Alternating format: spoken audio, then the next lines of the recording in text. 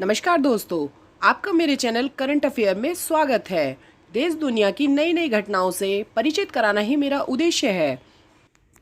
दोस्तों, आज का हमारा टॉपिक बहुत ही इंटरेस्टिंग होने वाला है क्योंकि हम बात करने वाले हैं यूएस की कमेटी द्वारा दिए गए एक प्रपोजल के बारे में।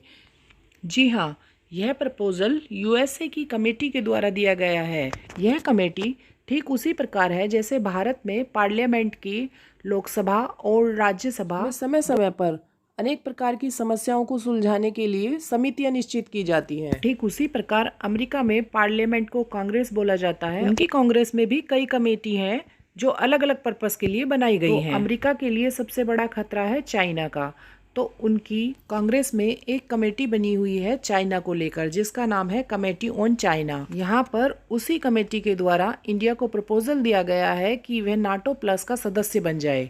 नाटो तो काफी लंबे समय से चर्चा का विषय रहा है क्योंकि यूक्रेन के द्वारा जब नाटो ज्वाइन करने के लिए कहा गया था तभी से उसकी रशिया से युद्ध चल रहा है। और हमें यह भी जानकारी है कि फिनलैंड ने भी अभी यूक्रेन के बाद नाटो ज्वाइन किया है। हम यहाँ पर यह कह सकते हैं कि नाटो के विषय में तो हमें जानकारी है, लेकिन ये नाटो प्लस क्या है और अमेरिका भारत को नाटो प्लस का सदस्य क्यों बनाना चाहता है, उसका भारत को नाटो प्लस का सदस्य बनाने के पीछे क्या उद्देश्य हो सकता है। इस प्रकार के ढेरों सवाल हमारे दिमाग में आते हैं जब हम इस नाटो प्लस या इस जानकारी के बारे में सुनते हैं। आप लोगों को आपके सवालों का जवाब मेरी इस वीडियो के माध्यम से मिल जाएगा, तो अपने सभी सवालों का जवाब जानने के लिए मेरी वीडियो को अंत तक देखना ना भूलें। और आज का टॉपिक शुरू करने से पहले हम बढ़ते हैं आज के सवाल की तरफ। हमारा आज का सवाल है, समर्थ योजना क्या है? जिनको इसका उत्तर पता है वह अपना उत्तर मुझे कमेंट बॉक्स में लिख सकते हैं और जिसको उत्तर की जानकारी नहीं है वह भी इंतजार कर सकते हैं मेरे वीडियो के अंत का। तो चलो शुरू करते हैं हम आज का टॉपिक। हमारा आज का टॉपिक नाटो प्लस से संबंधित है। जैसे हमारी संसद में अनेक कमेटी बनाई जाती हैं अनेक उद्देश्यों को पूरा करने के लिए, उसी प्रकार वहाँ भी कांग्रेस में एक कमेटी बनाई गई है चाइना से संबंधित। उस कमेटी का नाम है select committee on Chinese communist party और इसी कमेटी द्वारा इंडिया को नाटो प्लस का सदस्य बनने के लिए प्रपोजल दिया गया है। कहना है अगर चाइना पर रोक लगानी है तो उसके लिए हमें भारत को भी नाटो प्लस का सदस्य बनाना होगा।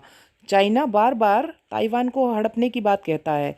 इस चीज़ से बचने के लिए ही वो लोग भारत को भी नाटो का सदस्य बनाना चाहते हैं जिससे कि सारे इंडो पैसिफिक जितने भी देश हैं वो एक जगह आ जाएं। इस कमेटी द्वारा यह रिकमेंड किया जा रहा है कि जितने भी अमेरिका के सहयोगी देश हैं जो आसपास के और जिनसे उनकी मित्रतापूर्ण व्यवहार है उन सभी देशों को नाटो प्लस का सदस्य बन जाना चाहिए। और अब बात करते हैं ये नाटो प्लस क्या है। नाटो के विषय में तो आप लोग जानते ही हैं कि नाटो में पहले 30 सदस्य थे, अब एक सदस्य फिनलैंड जो है उसने अभी अभी हाल ही में ज्वाइन किया है, तो अब फिनलैंड को मिलाकर नाटो की सदस्य संख्या 31 हो गई है। अब यहाँ पर जो मुख्य बात है वो यह है कि सभी देश नाटो क्यों ज्वाइन करते हैं। तो नाटो वो इसलिए ज्वाइन करते हैं क्योंकि नाटो में एक आर्टिकल 5 है जिसमें कि ये बताया गया है कि अगर नाटो में सम्मिलित 31 देश में से किसी एक देश पर भी अगर कोई बाहरी देश आक्रमण करता है तो उससे लड़ने के लिए ये 31 देश एक साथ हो जाएंगे और सारे देश एक साथ मिलकर उस दुश्मन देश का सामना करेंगे। तो यहाँ पर जो नाटो ज्वाइन करने का मुख्य उद्देश्य है वो यह है कि सभी जो मिलकर एक साथ उस दुश्मन देश से लड़ते हैं जिससे कि उनकी शक्ति एक साथ इकट्ठा होने पर बढ़ जाती है और वह सामना अच्छी तरह कर सकते हैं और नाटो में सम्मिलित सभी देश अपने आप को सुरक्षित महसूस करते हैं। जैसे हम इसे एक उदाहरण के द्वारा समझ सकते हैं। मान लो कोई बाहरी आदमी हम पर आक्रमण करता है तो यदि हम उससे अकेले लड़ने जाएंगे तो हमारी शक्ति कम है और यदि हम लड़ेंगे एकजुट में और इकट्ठा होकर लड़ेंगे तो बताओ शक्ति किसकी ज़्यादा होगी, अकेले की ज़्यादा होगी या एक जो झुंड में या एक ग्रुप में लड़ने जा रहा है। ठीक वही स्थिति नाटो के सदस्यों के लिए है। यदि नाटो के सदस्यों के किसी एक पे भी कोई दिक्कत आती है तो सारे नाटो देश मिलकर उसका सामना करते हैं। इस कारण वो अपने आप को फिर थोड़ा शक्तिशाली महसूस करते हैं। हमें नाटो के बारे में तो जानकारी मिल गई, अब बात करते हैं नाटो प्लस के बारे में। तो इस प्रकार 31 देश तो नाटो में सम्मिलित हैं, लेकिन जो अमेरिका के आसपास के कुछ देश ऐसे हैं जो नाटो के सदस्य नहीं हैं लेकिन उन्हें नाटो प्लस में जोड़ा गया है। ये अमेरिका के सहयोगी देश हैं जैसे ऑस्ट्रेलिया, न्यूजीलैंड, जापान, इजराइल और साउथ कोरिया। इन सभी देशों के साथ अमेरिका के मित्रतापूर्ण व्यवहार हैं। अब जैसे ये 5 देश नाटो प्लस के सदस्य बन चुके हैं और अगर इसमें भारत और जुड़ जाता है तो नाटो प्लस के सदस्य 6 हो जाएंगे। इस कमेटी का यह मानना है कि चाइना जो इस समय बार बार ताइवान को धमकी दे रहा है कि वह ताइवान को मेरा हिस्सा है, ताइवान को हड़प लेगा या वो कर लेगा, तो इस दौरान अगर वह ताइवान को किसी भी प्रकार का नुकसान पहुंचाता है तो हम उस पर मिलकर सैंक्शन लगा देंगे। G7, नाटो, नाटो प्लस के सभी सदस्य मिलकर, क्वाड के मेंबर मिलकर उसे इस प्रकार इकोनॉमिक सैंक्शन लगा दिए जाएंगे कि वह फिर इकोनॉमिक रूप से आगे ना बढ़ सके, जिससे कि चाइना को बहुत ज़्यादा नुकसान होगा। प्रश्न यहाँ पर यह उठता है कि नाटो अपना विस्तार क्यों करता जा रहा है। नाटो अपना विस्तार इसलिए कर रहा है क्योंकि यूक्रेन के युद्ध का तो मामला हम लोगों के सामने ही है, किस प्रकार रशिया का और यूक्रेन का युद्ध चल रहा है। तो अब स्थिति जो चाइना ने है, वो चाइना ने इस प्रकार की स्थिति उत्पन्न कर दी है कि जो नाटो का जो सबसे ज़्यादा विस्तार हो रहा है वो मेन कारण उसका चाइना ही है। चाइना अगर अपने पड़ोसी देश को इस तरह ना धमकाता तो शायद नाटो के और इतनी गंभीरता से सोचने का प्रश्न भी नहीं बनता।